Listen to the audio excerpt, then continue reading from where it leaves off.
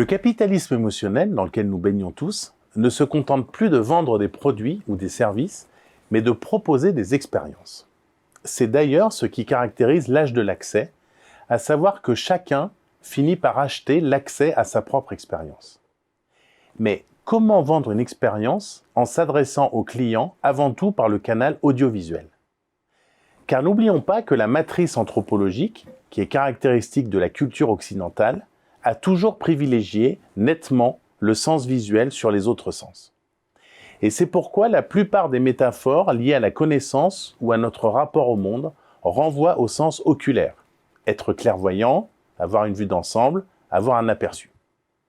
Ce diktat du sens visuel nous permet de comprendre pourquoi les systèmes totalitaires ont très tôt compris l'importance des logos et autres totems permettant de convaincre instantanément des masses et de les électriser, ce qu'il est beaucoup plus difficile de faire avec les autres sens.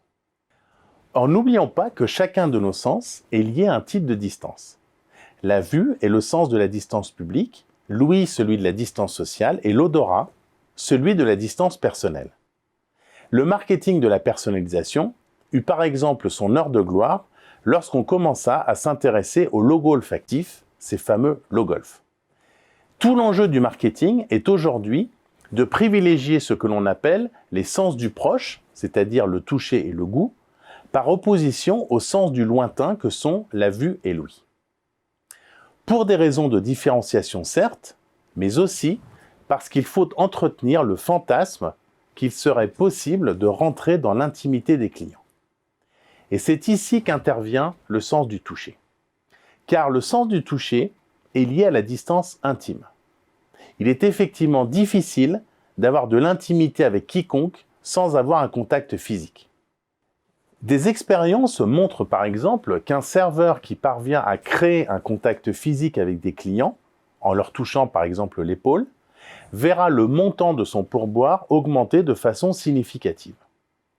Le sens du toucher est donc le sens d'avenir et c'est celui sur lequel vous devez miser car il accroît la valeur émotionnelle de la relation et vous rapproche de vos clients physiquement et symboliquement.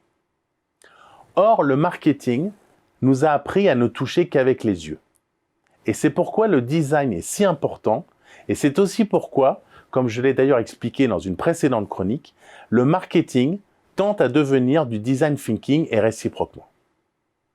Car n'oublions pas que nous sommes des êtres fondamentalement tactiles. Les Danois ont d'ailleurs un mot pour décrire ce manque, le hutsult, la faim de peau.